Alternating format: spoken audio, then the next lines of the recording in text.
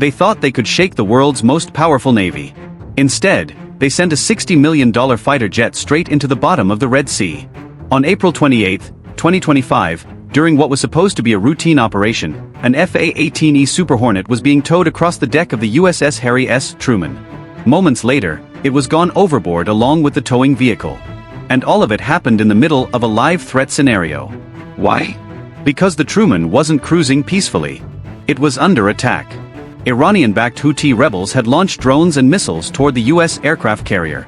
And as the crew scrambled to respond, changing course, moving fast, the combination of chaos, movement, and timing led to one of the most expensive single aircraft losses in recent naval history. One sailor injured, the jet lost at sea. The cost over $60 million. And the message: don't underestimate how real this conflict is going. But this wasn't just a mechanical accident, and it definitely wasn't the end.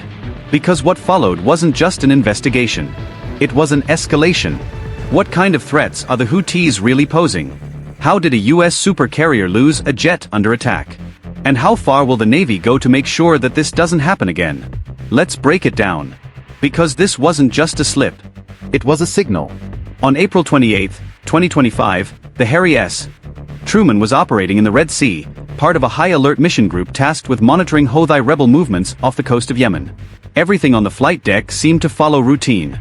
F/A-18 Super Hornets lined up, deck crews in motion, maintenance operations underway, but beneath the surface, tension was rising fast.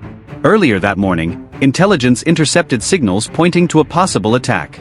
Drones, missiles, something was coming. The ship's alert level was raised.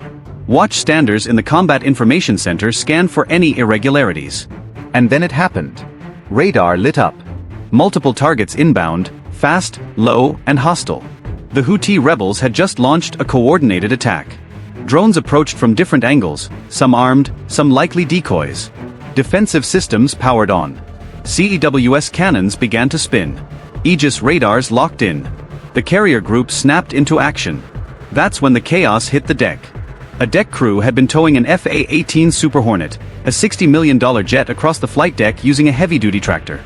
The towing operation was mid-route when the Truman began executing rapid maneuvering protocols to invade the incoming threats.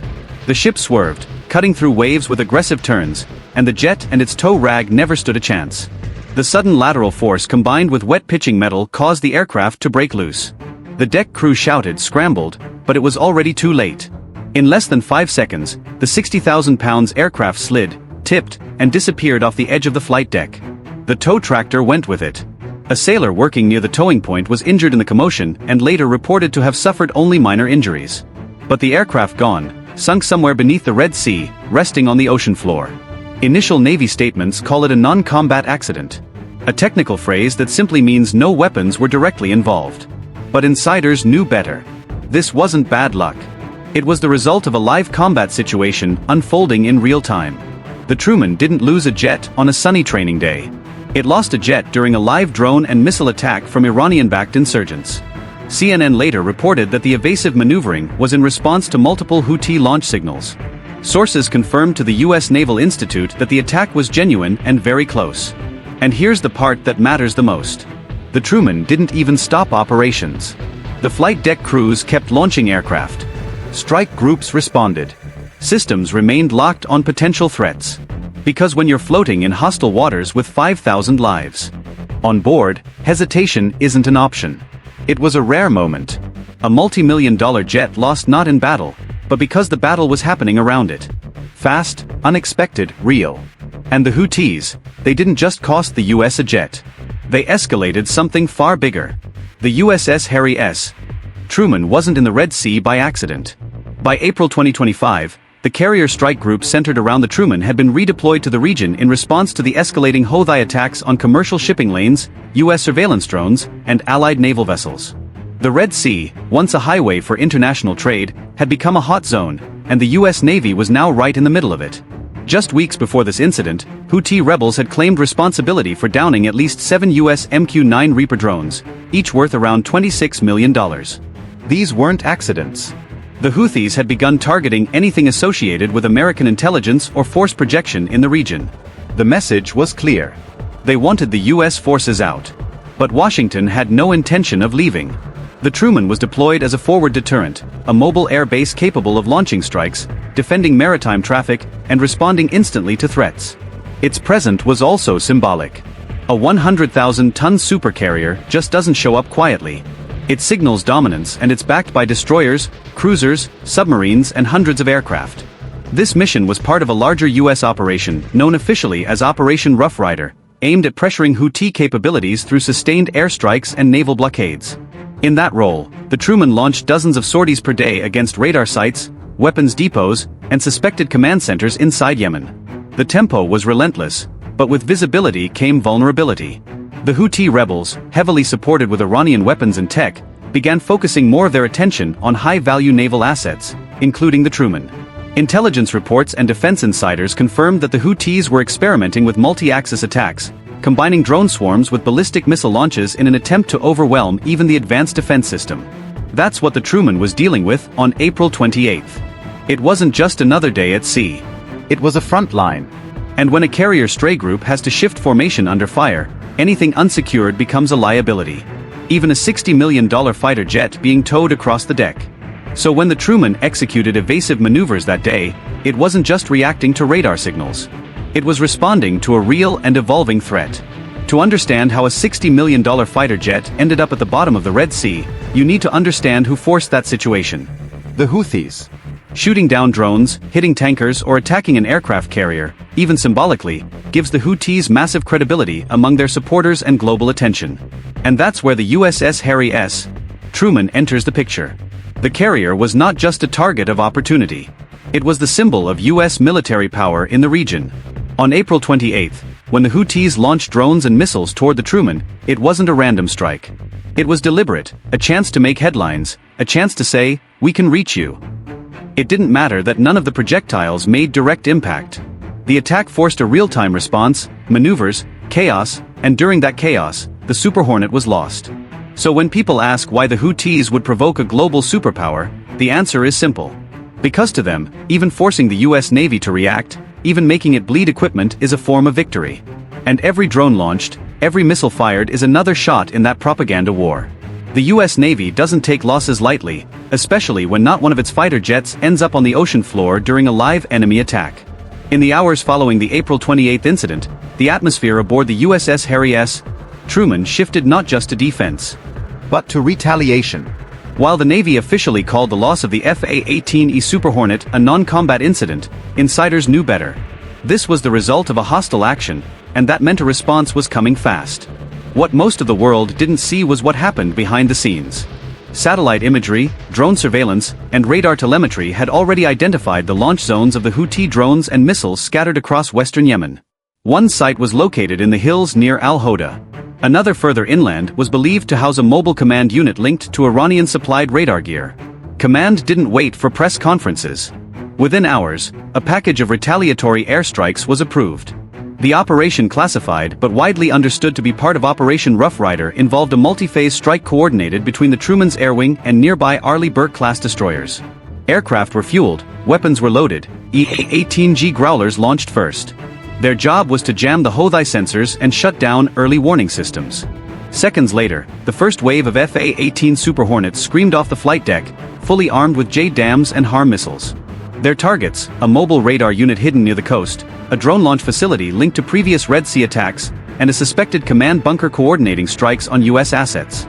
Simultaneously, destroyers in the regions opened their vertical launch systems and fired a barrage of Tomahawk cruise missiles. Each programmed with GPS coordinates derived from real-time drone footage. The Tomahawks flew low and fast, hugging the terrain too quick for most surface-to-air systems to react. The result? Multiple confirmed hits. Secondary explosions lit up the desert sky. Intercepted comms from Houthi sources indicated confusion, panic, and silence. Several radar sites went dark. Communications blacked out. ISR platforms confirmed the destruction of at least 2 key operational sites. But this wasn't just about hitting back. This was about re-establishing control. The Pentagon, though publicly tightly-lipped, made it clear behind closed doors, if Houthis continue to escalate, U.S. forces will escalate harder. Since mid-March 2025, the U.S. has conducted over 800 precision strikes on Houthi targets. April 28 wasn't an outlier. It was part of a larger campaign to suppress their expanding capabilities. And while most of those strikes go unreported in mainstream media, they send a loud message in the region. If you shoot at the US Navy, you won't like what comes next. Still, the stakes are high. Every US strike risks further entanglement in Yemen's civil war. Every retaliatory hit draws condemnation from some corners of the international community. But for the Navy, the mission remains clear. Keep the shipping lanes open, protect Allied forces, and respond to threats fast. So, yes, a fighter jet fell into the Red Sea. But it didn't end there. It triggered another link in the chain reaction that's been unfolding for months. A low-grade shadow war stretching from the desert hills of Yemen to the steel decks of American supercarriers. And the Houthis, they fired. But they forgot one thing. The US doesn't always respond with words. Sometimes the answer comes at 500 knots with afterburners and a lock-on tone. The Red Sea isn't just another patch of water. It's one of the most critical maritime choke points on the planet. Roughly 10% of all global trade flows through this region. Oil tankers, container ships, military convoys, all squeezed through the Bab el-Mandab Strait, the narrow southern gateway between the Red Sea and the Gulf of Aden.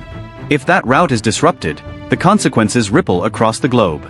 And now that choke point has become a battlefield. The incident aboard the USS Harry S. Truman isn't just a footnote in naval history. It's a warning shot for the world. Because if a $60 million US fighter jet can be lost during evasive maneuvers caused by a rebel drone and a missile assault, imagine what happens to commercial shipping without those same defenses. Houthi attacks are no longer random.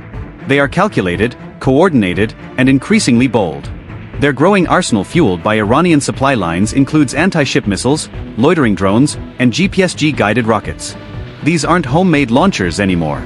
This is serious hardware, and it's changing how the US Navy operates in the region. To protect freedom of navigation, the US is now committing more firepower, more ISR assets, and more deterrence capability to the Red Sea than it has in years. Carrier strike groups like Truman's aren't just symbolic, they're essential. But there's a cost. With every escalation, the risk of a wider conflict grows. A miscalculated strike, a drone that hits the wrong ship, a misidentified target. Any of these could draw more nations into direct confrontation. That's the razor's edge the world is now balancing on. So, when a fighter jet falls into the sea because of a rebel missile threat, it's not just an isolated loss. It's a signal. The Red Sea is no longer safe.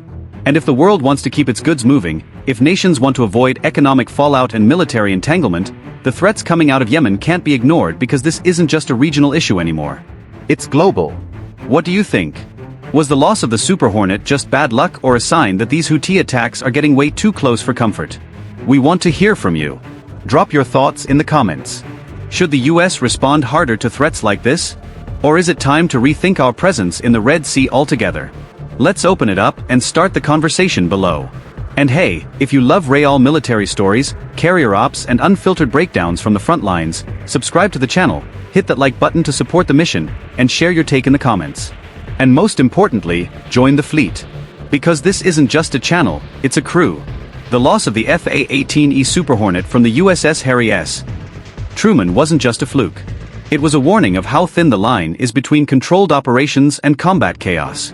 And while the aircraft slipped beneath the surface, the message left behind couldn't be clearer. The US Navy is being tested by drones, by missiles, by shadow tactics backed by Iranian weapons. And every time they're tested, they respond. We've already seen what that looks like. Retaliatory airstrikes, tomahawks in the sky, and enemy launch sites reduced to silence. But what we haven't seen yet is how far this will go. Because this isn't just about one jet. It's about keeping the Red Sea open, keeping American forces protected, and making sure that the next attack doesn't cost something even greater. So now another question turns to you. Was this incident just a freak accident caused by chaos or sign that the balance in the Red Sea is starting to crack? Let us know what you think in the comments. Would you double down or pull back? And if you're into real defense stories, aircraft carrier ops, and unfiltered frontline reporting, you're in the right place. Subscribe. Hit the like button if this gave you a better view of the conflict. And above all, join the fleet. This mission, it's just getting started. Thanks for watching. Stay safe. Stay ready.